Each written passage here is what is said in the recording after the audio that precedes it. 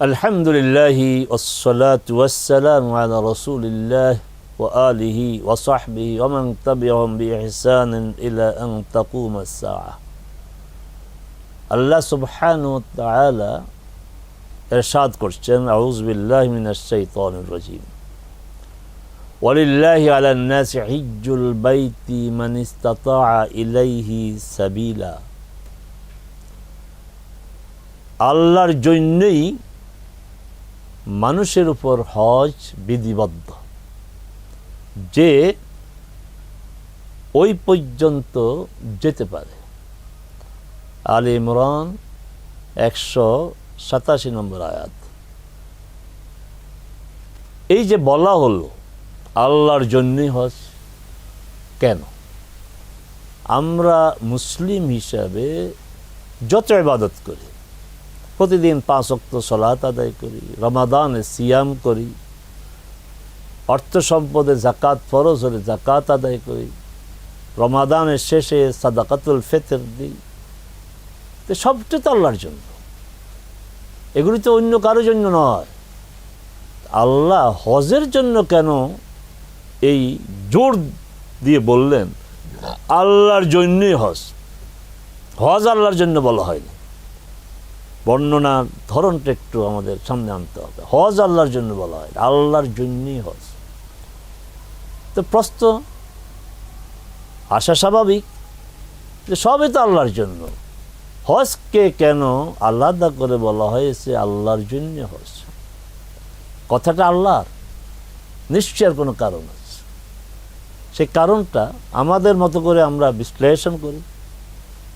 মূল কারণ তো আল্লাহ ভালো জানেন, আমরা আমাদের মতো করে তো বিশ্লেষণ করতে পারি।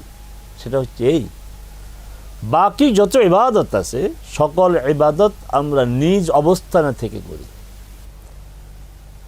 আমরা যারা বিভিন্ন অবস্থানে থেকে চাকরি করি, আমরা আমাদের কর্মস্থলে আশেপাশে মসজিদে সালাত আদায় করি, অথবা কর্মস্থলে অনেক জায়গায় সালাতের ব্যবস্থা আছে, সেখানে করি।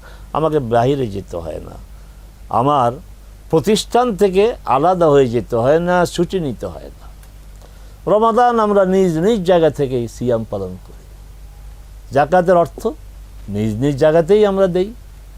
তাহলে কোনো ইবাদতের জন্য আমাকে আমার পেশা থেকে দূরে সরে যেতে হয় না, পরিবার থেকে আলাদা হয়ে যেতে হয় না, আমার যে কর্মক্ষেত্র থেকে দূরে যেতে হয় না। কিন্তু হজ ব্যতিক্রম। আমাকে হজের জন্য নিজের দেশ ছাড়তে হবে। বাইতুল্লাহ কেন্দ্রিক হজের সকল আনুষ্ঠানিকতা, তাওয়াফ, সাই, মক্কা থেকে একটু দূরে গিয়ে মিনা, আরাফা, এগুলো সব মক্কা কেন্দ্রিক। আমাদেরকে ওখানে যেতে হবে, এবং সেই যাওয়াটা অনেক সময়ের জন্য। ফলে আমাকে আমার কর্মস্থল থেকে দূরে যেতে হবে। আমি যে চাকরি করি ছুটি নিতে হবে, আমি যে ব্যবসা বাণিজ্য করি ব্যবসা বাণিজ্যের দায়িত্ব কাউকে দিতে হবে। আমার যদি পেশা কৃষি হয়, আমার সবজি বাগান, আমার আম বাগান, আমার ধান ক্ষেত, এগুলির দায়িত্ব কাউকে দিয়ে দিতে হবে। হজে যেতে হবে, আমার মাঠে ফসল পাকা শুরু হয়েছে, কয়দিনের পরেই সংগ্রহ করতে হবে না, আমাকে যেতে হবে। আম বাগানে আম সংগ্রহ করা হচ্ছে না, আমাকে যেতে হবে। তো শুধু কর্মক্ষেত্র নয়, পরিবার পরিজন নয়, দেশটাও ছাড়তে হবে। এই যে ছাড়াটা কি উদ্দেশ্য? আল্লাহর জন্য। আমি আল্লাহর বান্দা, আল্লাহর বান্দি, আমি যাব আল্লাহর ঘরের কাছে।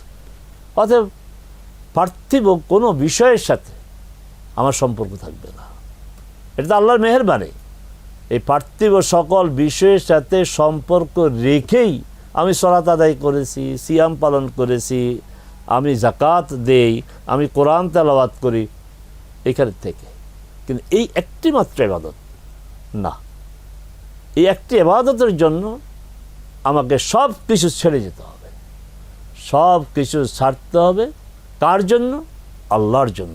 এই জন্যই আল্লাহ সুবহানাহু ওয়া তাআলা খুব জোর দিয়ে বলেছেন, ওয়ালিল্লাহি আলান নাসি হিজ্জুল বাইত, আল্লাহর জন্যই মানুষের উপর আল্লাহর ঘরের হজের বাধ্যবাধকতা। চেতনাটা কি? চেতনা হচ্ছে আমি আল্লাহর বান্দা, আমি আল্লাহর বান্দি, আল্লাহ আমার রব, আমি যাব আল্লাহর ঘরে। এর বাইরে আর কোনো সংশ্লিষ্টতা সম্পৃক্ততা থাকবে না। এই চেতনাই তো হজে যেতে হবে, এই চেতনাই হজ করতে হবে, এই চেতনাই বলতে হবে আল্লাহ আমি হাজির। তাহলে এই হজ হবে সার্থক হজ। ইতিপূর্বে আমরা বলেছিলাম হজের সকল খরচ হবে হালাল উপায়ে অর্জিত অর্থ দিয়ে। তা হালাল উপায়ে অর্জিত অর্থ দিয়ে যে হজ হবে, যেই হজ হবে আল্লাহমুখী চেতনায়, সেই হজই হবে হজ্জে মাবরুর। সেই মাবরুর হজের প্রাপ্তি জান্নাত। সেই হজের প্রাপ্তি হচ্ছে হজ করে যখন সে দেশে আসবে ওই দিনের মতো পাপ মুক্ত হয়ে যেদিন তার মা তাকে জন্ম দিয়েছে। এইভাবে হালাল উপায়ে অর্জিত অর্থ দিয়ে আল্লাহমুখী চেতনা নিয়ে আল্লাহ আমাদেরকে হজ করার তৌফিক দিন। আসসালামু আলাইকুম ওয়া রাহমাতুল্লাহি ওয়া বারাকাতুহু।